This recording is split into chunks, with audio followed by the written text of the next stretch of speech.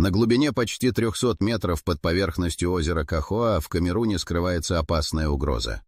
Вода кажется безмолвной и спокойна, однако в ней таится мощный ресурс, способный уничтожить все живое вокруг.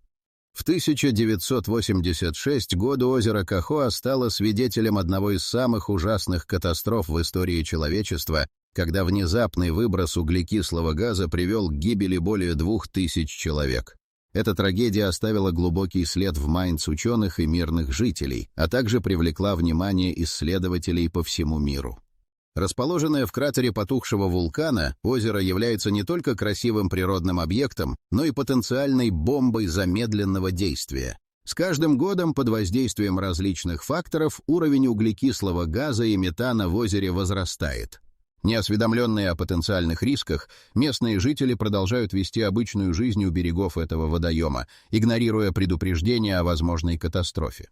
Они купаются, рыбачат и наслаждаются красотой природы, не подозревая о том, что однажды все это может превратиться в пыль.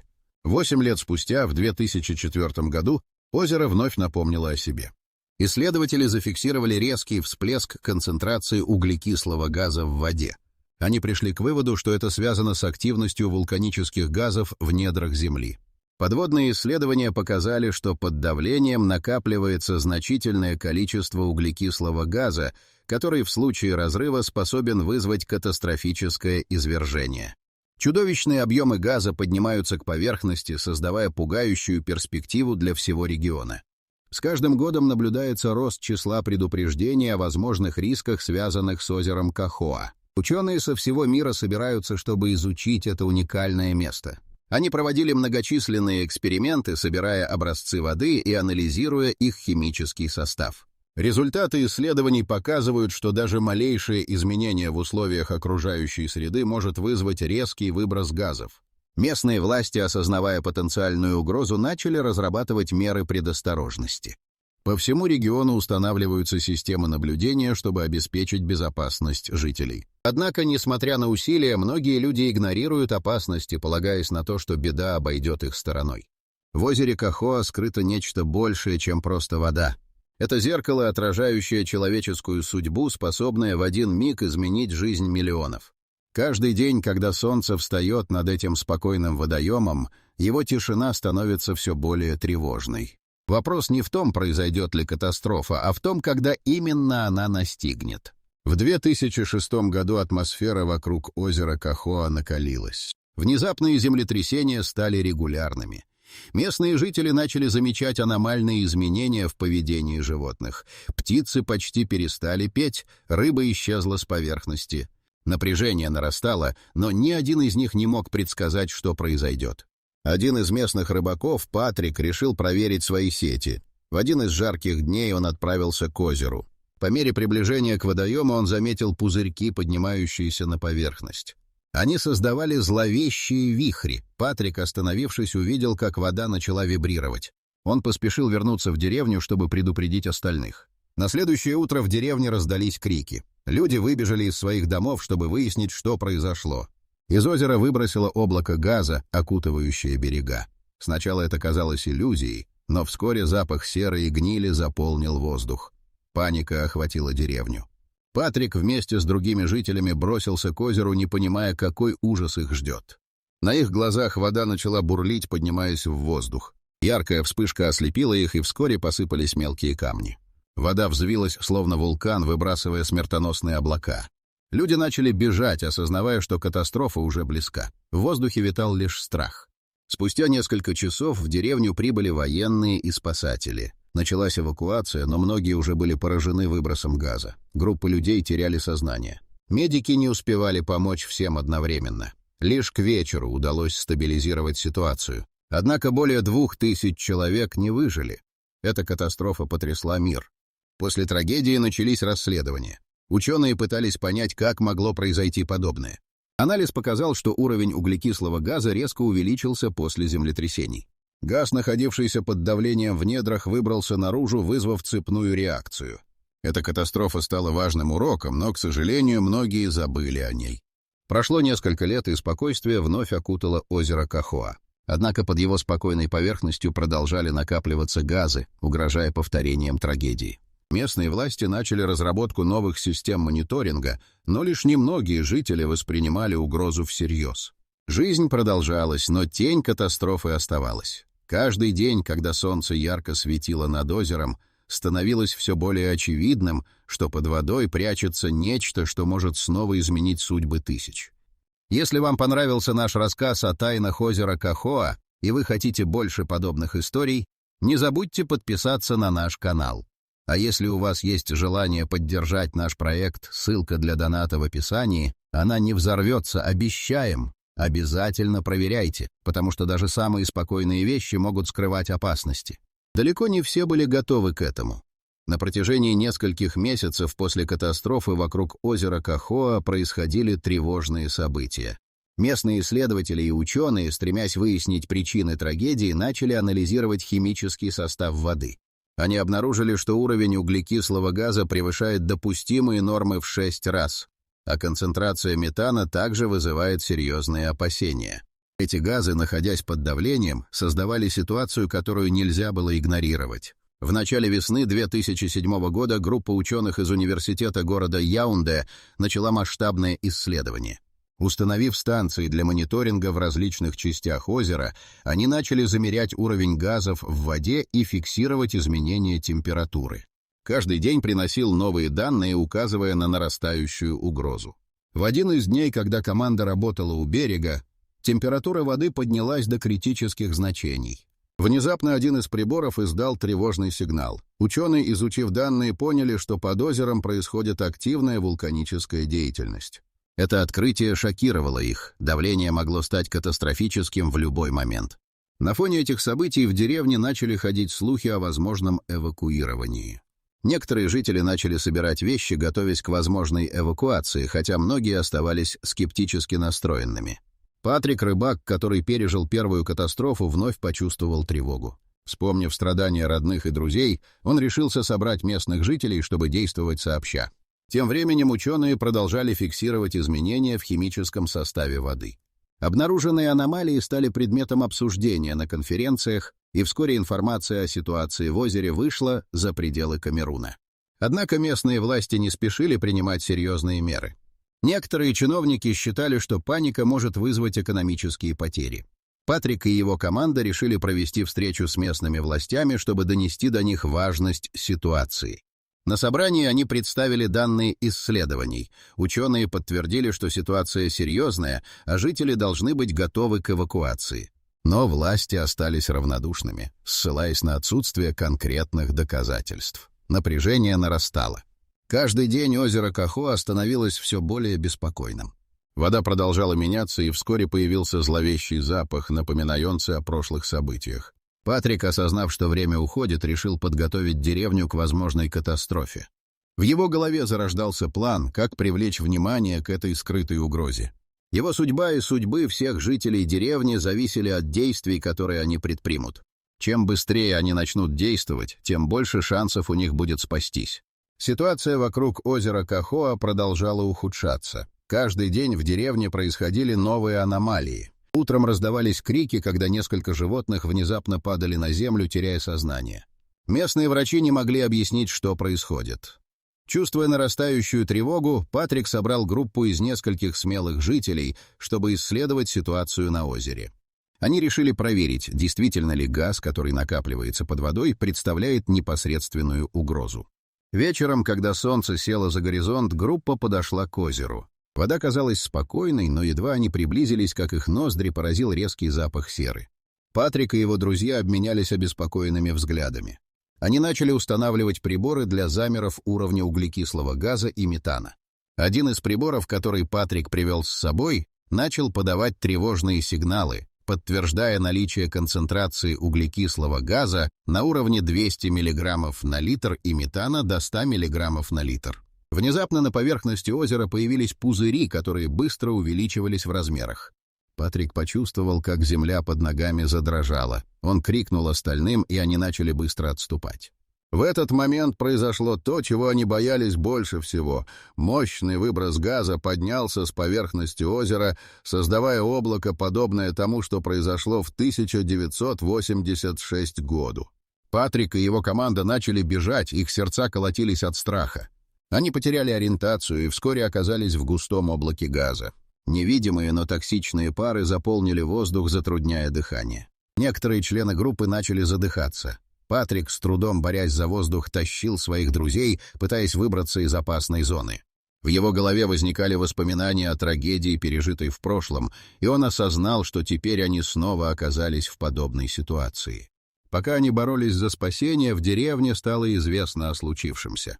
Люди начали паниковать, собираясь на площади и обсуждая, что делать. Некоторые считали, что нужно уйти как можно дальше от озера, в то время как другие настаивали на необходимости оставаться и сражаться с угрозой. Разделение мнений только усиливало хаос. Наконец, Патрик и его группа выбрались из облака газа, но увидели, что деревня охвачена паникой. Местные жители были напуганы, и остановить панику становилось все труднее. Патрик понимал, что необходимо действовать быстро. Он собрал оставшихся жителей и объяснил, что нужно организовать эвакуацию и срочно обратиться к местным властям. Однако власти, по-прежнему игнорируя предупреждения, не спешили принимать меры. Патрик с друзьями начали собирать информацию о концентрации газов и готовить предупреждения для местных чиновников. Они понимали, что если не действовать сейчас, повторение катастрофы станет неизбежным. Каждый час увеличивал риски, и Патрик знал, что время на исходе. Патрик и его группа активно собирали данные о концентрации газов и готовили предупреждения для местных властей. Каждый час напряжение нарастало. Вскоре они решили действовать.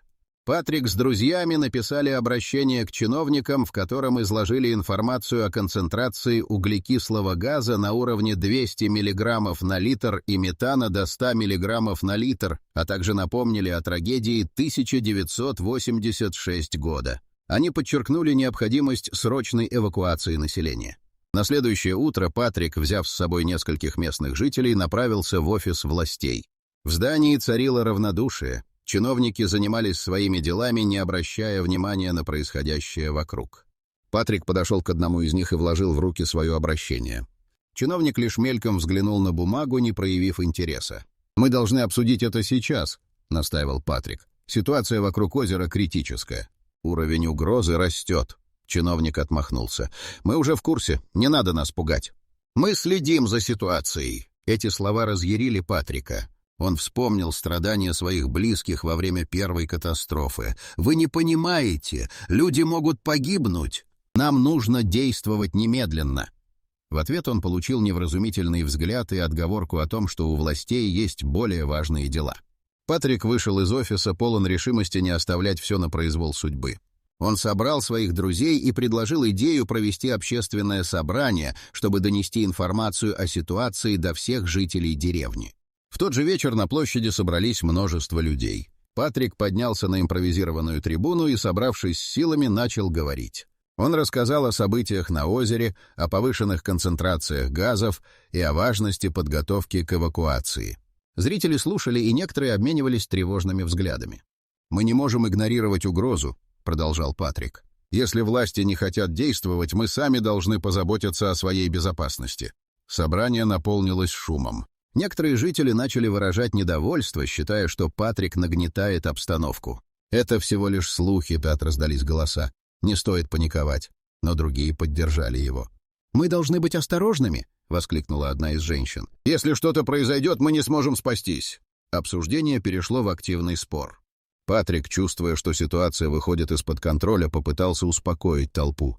Он призвал всех объединиться и подготовиться к возможной эвакуации. Однако реакция оставалась смешанной. Люди делились на два лагеря. Одни были уверены, что угроза реальна, другие же считали, что нужно оставаться и надеяться на лучшее. Пока шли споры, Патрик заметил, что в воздухе вновь появился знакомый зловещий запах серы. Он понимал, что время на исходе. Каждый момент мог стать решающим, и нужно было сделать все возможное, чтобы предупредить тех, кто отказывался видеть реальность. Он знал, что если они не объединятся, повторение катастрофы станет неизбежным. Патрик и его команда продолжали борьбу за внимание местных властей, но понимали, что только их усилий недостаточно. В это время ученые из университета Яунде продолжали проводить свои исследования, пытаясь выявить причины нарастающей угрозы. В их лаборатории в городе собирались образцы воды из озера. а также проводились эксперименты по измерению концентраций углекислого газа и метана. Однажды в ходе проверки образцов ученые получили результаты, которые шокировали их. Концентрация углекислого газа достигала 300 мг на литр, а метана – 200 мг на литр, что значительно превышало опасные уровни. Научный руководитель исследований доктор Нгоса собрал команду и обсудил ситуацию. Если эти показатели продолжат расти, мы можем столкнуться с выбросом газа такого масштаба, который приведет к катастрофе, заявил он своим коллегам. Нам нужно немедленно сообщить о ситуации местным властям и готовить план действий. Команда ученых подготовила отчет, включающий все собранные данные и результаты анализов. Они подробно описали потенциальные угрозы, указав на необходимость немедленной эвакуации жителей. Доктор Нгоса лично отправился в офис местных властей, чтобы представить результаты. В этот момент в деревне Патрик продолжал убеждать жителей в необходимости эвакуации. На площади снова собрались люди, и в глазах некоторых читалась тревога. Он старался разъяснить, что прежде чем ситуация выйдет из-под контроля, они должны быть готовы к действию. Но многие все еще были скептически настроены и не верили, что угроза реальна. Тем временем доктор Нгоса достиг офиса властей. Ему повстречался тот же чиновник, который ранее не обращал внимания на обращение Патрика. «У нас есть серьезные данные, которые говорят о том, что количество газов под водой критически увеличивается», — начал объяснять ученый. «Нам нужно принять меры прямо сейчас», — чиновник заметно раздраженный отмахнулся от доктора.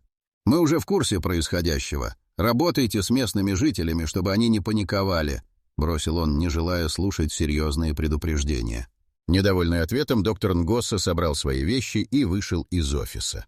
Он понимал, что ситуация требует другой стратегии. Вместо того, чтобы полагаться на бездействие властей, он решил связаться с журналистами, чтобы донести информацию до широкой общественности. Ученые подготовили пресс-релиз, в котором изложили всю информацию о текущем состоянии озера и потенциальной угрозе. Тем временем в деревне Патрик, собравшись с духом, снова обратился к жителям. Он сообщил, что ученые собираются опубликовать результаты своих исследований и призвал всех быть готовыми к эвакуации. «Если мы не будем действовать, мы можем потерять все», — громко произнес он. С каждым днем угроза становилась все более реальной, а уровень страха среди людей возрастал. В воздухе витала напряженность, и скоро жители, осознав, что ситуация выходит из-под контроля, начали собираться в группы, готовясь к возможной эвакуации. Каждый миг мог стать решающим, и в этой борьбе за выживание надежда на спасение таила в себе множество вопросов. Наступил день, когда напряжение достигло предела. В деревне царила атмосфера страха и ожидания. Патрик, собрав своих сторонников, решил, что необходимо немедленно действовать. Они знали, что время уходит, и угроза со стороны озера становилась все более реальной. Каждый день уровень газа увеличивался, и вскоре может произойти нечто ужасное. В это время ученые, собрав все данные, решили провести экстренное совещание. Доктор Нгоса представил результаты последних измерений. Если уровень углекислого газа и метана на озере продолжит расти, мы столкнемся с катастрофой, подобной той, что произошла в 1986 году, когда погибли тысячи людей, предупредил он. Сейчас давление под водой достигает критической отметки, и в любой момент может произойти мощный выброс. Мы должны немедленно оповестить население и подготовить эвакуацию. Патрик, узнав о результатах совещания, собрал группу местных жителей и вместе с ними направился к озеру. Каждый шаг приближал их к потенциальной катастрофе. По дороге им встречались соседи, которые начали паниковать. Некоторые уже собирали вещи, а другие спорили, стоит ли покидать свои дома. Когда они подошли к озеру, Патрик почувствовал, как земля под ногами начинает дрожать. Он обернулся и увидел, как с воды поднимаются пузыри. Внезапно поверхность озера стала бурлить, и в воздухе появился знакомый запах серы. Патрик крикнул своим друзьям: «Мы должны бежать! Это происходит сейчас!» Все начали в панике отступать. Вдруг, как из недр земли, вырвалось облако газа, мгновенно окутывающее деревню. Патрик почувствовал, как воздух стал тяжелым и трудно дышать. Люди вокруг начали задыхаться, и страх заполнил их души. В это время в деревне бушевала паника. Люди выбегали из своих домов, стремясь спастись. Патрик, понимая, что ситуация критическая, начал собирать оставшихся жителей. «Соберитесь! «Мы должны идти к безопасному месту!» — кричал он, ведя людей к выходу из деревни. Но по мере их движения толпа начала разрастаться, и в хаосе многие терялись друг от друга. Тем временем ученые, осознавая масштаб катастрофы, запустили сигнал тревоги. Они стали организовывать экстренные оповещения для жителей, призывая их покинуть опасную зону. Визуальные и звуковые сигналы начали раздаваться по всей округе, но многие все еще не верили в угрозу. Когда Патрик и его группа добрались до безопасного расстояния, они обернулись и увидели, как облако газа взметнулось в небо, окрашивая его в яркие цвета. В этот момент стало ясно — катастрофа произошла. Жители деревни, стоя в ужасе, осознавали, что не смогли подготовиться к этому моменту. Патрик, смотря на происходящее, знал, что это только начало. Ситуация была катастрофической, и теперь их главной задачей было выживание и помощь тем, кто остался позади. Каждое мгновение могло стать решающим, и настал час, когда нужно было проявить все силы, чтобы справиться с этой угрозой. Патрик огляделся вокруг. Его внимание привлекали испуганные лица людей. Облако газа поднималось с поверхности озера, создавая зловещее зрелище. Вокруг царил хаос, и ему нужно было действовать быстро. Он собрал группу людей и начал отдавать четкие указания. Кто-то должен позаботиться о детях и пожилых. «Мы должны организовать эвакуацию!» — закричал он, стараясь перекрыть шум паники. Некоторые жители, уже собравшие вещи, напряженно смотрели на озеро, где облако газа продолжало расти. Патрик понимал, что необходимо отвести людей подальше от опасной зоны. Он направил группу к ближайшему холму, откуда открывался вид на озеро. «Здесь мы будем в безопасности», — сказал он, глядя на тех, кто терял надежду. Когда они поднялись на холм, Патрик начал планировать дальнейшие действия. «Нам нужно сообщить тем, кто остался в деревне, что они должны покинуть свои дома. Мы не можем позволить, чтобы кто-то остался». Он собрал несколько смелых мужчин и женщин, чтобы они вернулись в деревню с целью помочь другим. «Будьте осторожны, если запах газа станет слишком сильным, бегите немедленно», — напомнил он. Тем временем доктор Нгосса и его команда ученых работали над мерами предосторожности. Они организовали контрольные посты на безопасных расстояниях от озера, собирая информацию о состоянии окружающей среды.